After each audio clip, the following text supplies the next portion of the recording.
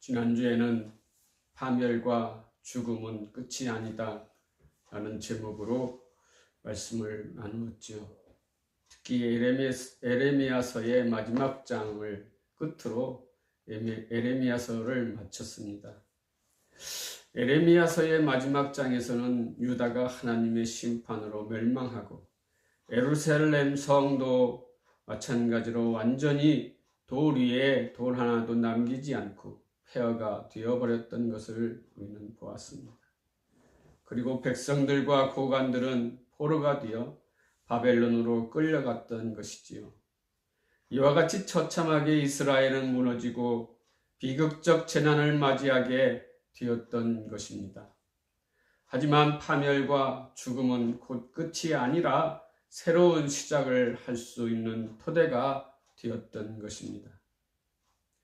새로운 소망을 갖게 되었다는 것이지요. 이것이 구원을 시작하신 예수 그리스도의 탄생의 희망이라고 하였습니다. 예수 그리스도가 십자가에서 우리의 죄를 담당하고 죽음으로 새롭게 거듭날 수 있다고 하였지요. 그 예시로 본문 52장 31절에 포로로 끌려갔던 유다왕 여호야긴이 감옥에서 풀려나 바벨론에 있는 왕들의 자리에 놓여주고 평생 왕과 같이 먹였다고 말씀하고 있습니다. 이는 하나님께서 다시 이스라엘을 회복시키겠다는 희망을 주는 말씀입니다. 포로에서 해방시키고 다시 이스라엘을 회복하겠다는 하나님의 약속을 이루시겠다는 것이지요. 그러므로 우리의 죽음도 끝이 아니라 새롭게 탄생하는 기회라고 하였습니다. 예수 그리스도와 함께 십자가에 못 박혀 죽고 다시 예수와 함께 태어나는 사람이 하나님의 백성이고 하나님의 자녀라고 할 수 있겠지요. 그러므로 예수와 함께 동행하는 삶을 살기를 바란다고 말씀을 나누었습니다. 오늘은 에레미야서를 이어서 스가랴서를 통하여 하나님의 말씀을 배우고 하나님의 말씀을 살아내는 은혜를 누리시기를 바랍니다. 이 스가랴서의 설교는 장세훈 교수의 내게로 돌아오라라는 책과 주석책 그리고 바이블럭스 원어를 참조하여 작성하고 말씀을 나누겠습니다. 첫 번째로 스가랴 선지자는 누구인가입니다. 스가랴는 이름의 뜻은 여호와께서 기억하셨다라는 의미를 가지고 있습니다. 스가랴 선지자는 그는 베레가의 아들이며 이또의 손자였습니다. 그가 처음 예언한 시기는 다리오 왕 2년 BC 520년이었습니다. 그는 바벨론에서 레이지파로 태어났으며 따라서 그는 선지자 겸 제사장이었습니다. 에스라는 그를 이또의 아들이라고 하는데 이는 스가랴가 그의 아버지 베레가가 일찍 죽어서 가장이 되고 조부의 계승자가 되었기 때문이라고 말합니다. 많은 사람들은 스가랴 2장 4절에 보면 이르되 너는 달려가서 그 소년에게 말하여 이르기를 예루살렘은 그 가운데 사람과 가축이 많으므로 성곽 없는 성읍이 될 것이라 하라. 이 말씀을 보고 그가 젊은 때에 예언을 시작을 하였다고 말씀하고 있습니다. 그리고 스가랴는 희망과 자비를 설교하고 구원을 선포하는 선지자였습니다. 그는 소선지서들 중 스가랴서를 기록하였고 그는 그의 사역을 정치적 소란과 사회의 큰 불안을 때에 수행하였지요. 그의 소명은 가정생활에 있어서나 정치적인 영역에서나 예배에 있어서나 의로운 것을 나타내는 것이었습니다.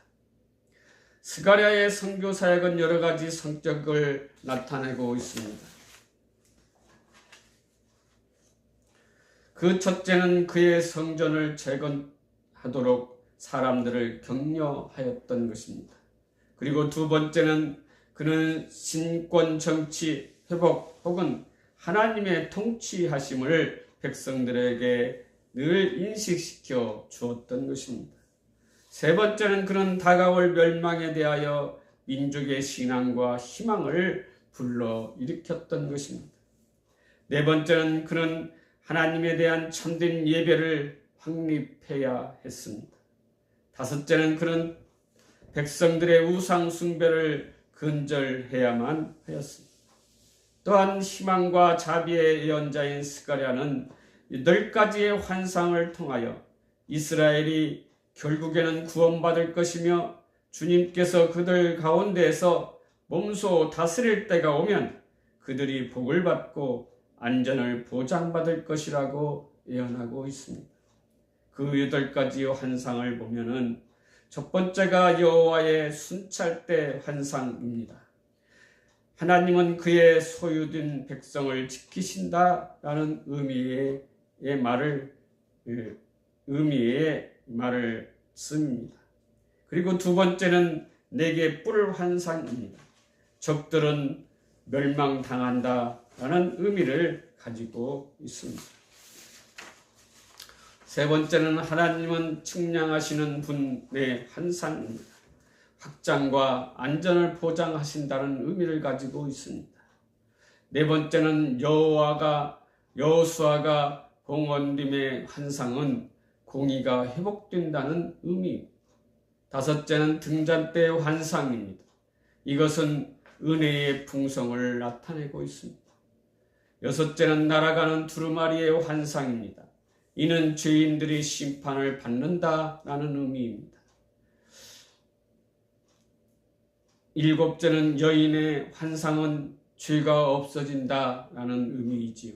그리고 마지막 8번째는 내게 병거들의 환상은 심판이 다가온다라는 의미를 가지고 있습니다.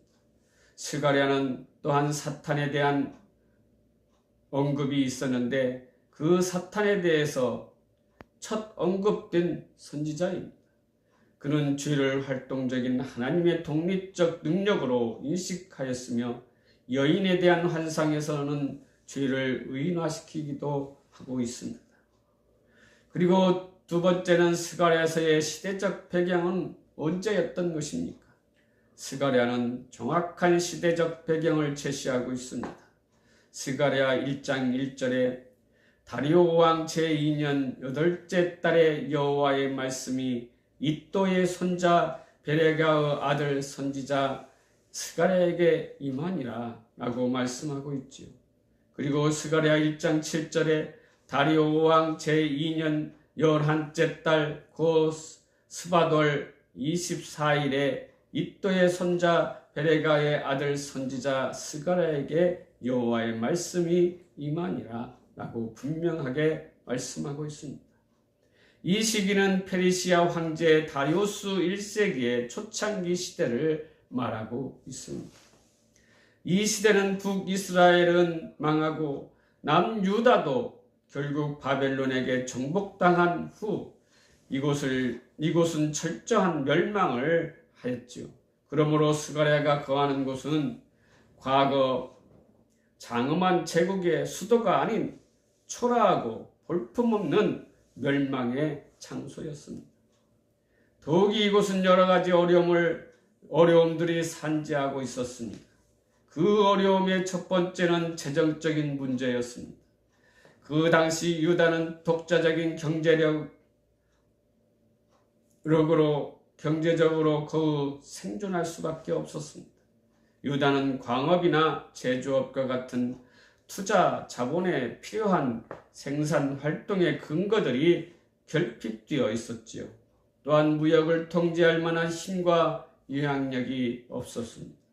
그러므로 유다는 경제적으로 매우 어려움을 겪고 있었던 것입니다. 두 번째는 어려움은 사회적 문제였습니다. 유다가 멸망하고 백성들이 포로로 잡혀가지 않고 고향에 그대로 머물러 있었던 자들과 포로로 잡혀갔다 귀환한 자들과의 서로 긴장관계를 형성하고 있었습니다. 이들은 진정으로 하나님의 남은 자임을 서로 주장하며 갈등 관계를 형성하였던 것이지요. 또한 북이스라엘과 남유다 간의 긴장 관계가 존재하였던 것입니다. 이들은 북이스라엘에 속했던 사람들이 종교적으로 순결치 못한 것으로 간주하여 공동체의 회원으로 받아들이는데 꺼려하였던 것입니다. 그리고 이스라엘 멸망 이후 이 땅에 이주해온 사람들과 긴장이 존재하였습니다. 이처럼 유다의 이스라엘 공동체는 여러 가지 사회적 불안 요인들이 있었던 것이지요. 세 번째 어려움은 정치적인 문제였습니다. 원래 유다 지역은 사마리아의 행정본부를 두고 있는 페르시아 자치구역의 일부에 속하였습니다. 그러나 포로 귀환 이후에 유다는 자체의 충독을 갖고 있는 독자적 행정구역이 되었습니다.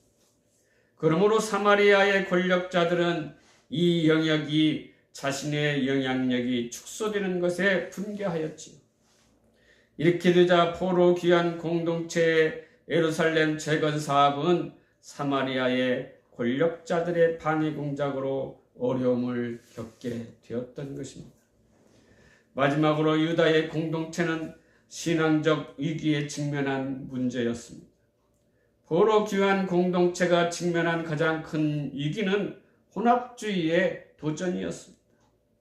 바벨론 포로로 가지 않고 유다의 본토에 남아 있었던 무리들은 이방 종교와의 접촉을 시도했던 것입니다. 그러므로 공동체는 순수한 여호와의 신앙에서 변질된 이교적 혼합주의의 유혹에 직면해야 했으며 공동체의 신앙적 순결은 점차 위기에 이르게 되었던 것입니다. 이 모든 문제들을 볼 때 유다의 삶은 경제적, 사회적, 정치적 및 신앙적 위기와 난제들이 연속하여 있었던 것입니다. 백성들은 선지자들이 예언했던 미래의 영광과 현재의 어려움 사이에서 고통스러운 나날을 보내야 했습니다. 포로 귀환 자들은 자신들이 기대하였던 영광이 거의 실현되지 못하고 있는 이 현실에 실망했으며 여호와를 향한 그들의 신앙적 결속은 점차 무너질 수밖에 없었습니다. 이러한 위기 속에 선포된 하나님의 말씀이 바로 스가랴서의 메시지인 것입니다. 세 번째는 스가랴서의 장르는 예언인가 묵시인가입니다. 스가랴서는 예언보다는 묵시의 장르를 규정하고 있습니다. 비록 스가랴서는 다니엘과 계시록의 본문들에서 발견되는 두드러진 묵시적 특징들이 선명하게 드러나지 않고 있지만 아모스나 에레미야서와 같은 선지서 본문들보다는 더 묵시적인 성향들이 있다는 것입니다. 볼수원 신학자는 스가랴서에서는 환상 위에도 그 밖에 특징적인 묵시적 요소를 언급하고 있습니다. 동물 상징과 상징의 수, 역사와 종말론의 혼합, 예언적 종말론의 전형적인 이미지 사용, 그리고 계시록에서 취해진 다른 여러 모티브와 이미지들은 스가랴서의 묵시적 특징이라고 말할 수가 있습니다. 그러면 묵시와 예언은 어떠한 차이가 있는 것입니까? 첫째로 예언과 묵시의 두드러진 차이점은 하나님의 계시와 전달 방식에 있다고 하는 것입니다. 주로 예언의 말씀은 선지자들에게 직접적으로 전달되지만 묵시는 천사와 같은 중간 매개체를 통하여 전달된다는 것입니다. 두 번째는 예언의 관심 대상은 현 세상과 자연세계에 집중되지만 묵시는 종말론적인 구원과 초자연적 세계를 더욱 부각시킨다는 것입니다. 셋째는 애언은 주로 상징과 시대적 표현 방식을 사용하지만 묵시는 환상적인 체험을 부각시킨다는 것입니다. 그리고 네 번째는 애언은 하나님의 심판과 축복의 사역을 선포하지만 묵시는 이전에 보지 못했던 선과 악의 대립적 세계를 묘사하고 있다는 것입니다. 이와 같이 묵시적 특징들을 엄격하게 적용해 볼 때 성경에서 묵시적 장르에 속하는 본문은 다니엘과 계시록을 볼 수 있지요. 그럼에도 스가랴서가 묵시적 특징들을 부분적으로 내포하고 있음을 분명하게 보여주고 있는 것이지요. 하지만 스가랴서는 완전한 묵시 문헌으로 간주될 수 없지만은 묵시 요소를 담고 있는 애언 부분으로는 이해가 될 수가 있는 것입니다. 마커 보다 교수는 스가랴서를 묵시로 전환해 가는 애언 문학으로 이해되고 있고 원시 묵시 문학으로 간주하기도 하고 있습니다. 요약하면은 이 스가랴서는 애언에서는 묵시적 종말론으로 넘어가는 사상적 발전 단계를 암시해 주고 있으며 환상과 상징과 종말론적인 표현을 담고 있는 묵시적 예언으로 볼 수 있는 것입니다. 스가랴서의 저자인 스가랴에 대해서 알아보았고 스가랴서의 시대적 배경과 스가랴서가 어떤 장르로 글이 쓰여졌는가에 대해서 살펴보았습니다. 오늘 본문의 말씀을 다시 한번 보면은 스가랴서 1장 3절 그러므로 너는 그들에게 말하기를 만군의 여호와께서 이처럼 이르시되 너희는 내게로 돌아오라. 만군의 여호와의 말이니라. 그리하면 내가 너희에게로 돌아가리라. 만군의 여호와의 말이니라. 스가랴서의 주제가 되는 말씀입니다. 이스라엘 선조들은 내가 보낸 선지자들의 말을 듣지 않고 심판을 받았지만 너희들에게 다시 스가랴 선지자를 통하여 말하겠다. 너희는 내게로 돌아오라. 그리하면 내가 너희에게 돌아가리라. 라는 여호와 하나님의 말씀입니다.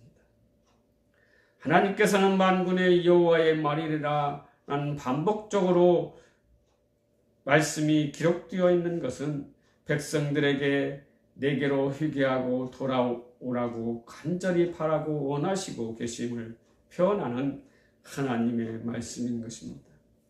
그러므로 저와 여러분은 하나님 앞에 돌아가야 합니다. 탕자가 집을 떠나 허랑방탕한 생활을 하다가 세상에서 버림받았을 때 아버지를 생각하며 집으로 돌아왔던 것처럼 이제는 세상의 무거운 짐 가지고 방황하지 말고 아버지 앞에 돌아와 무거운 짐 다 내려놓고 주님과 함께 하나님 나라의 삶을 살아가는 저와 여러분이 되시기를 주님의 이름으로 기원합니다. 아멘. 기도하시겠습니다. 사랑의 아버지 하나님 은혜를 감사합니다.